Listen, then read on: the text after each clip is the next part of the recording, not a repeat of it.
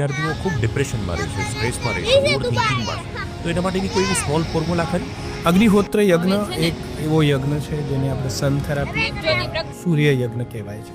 કોપરનું એક વેસલ હોય છે જેની અંદર આપણે ગાયના છાણા અને એક કોપર પેનની અંદર તમારે એમાં ચાવલ એટલે કે બ્રાઉન રાઈસ જેને કહેવાય અનપોલિશ્ડ રાઈસ, અને એ આખા ચોખા હોવા જોઈએ, અને ગાયનું દેશી ગાયનું ઘી, કેટલા વાગે સૂરજ ઉગે અને સૂરજ ડૂબે એ સમયે આ યજ્ઞ કરવાનો છે.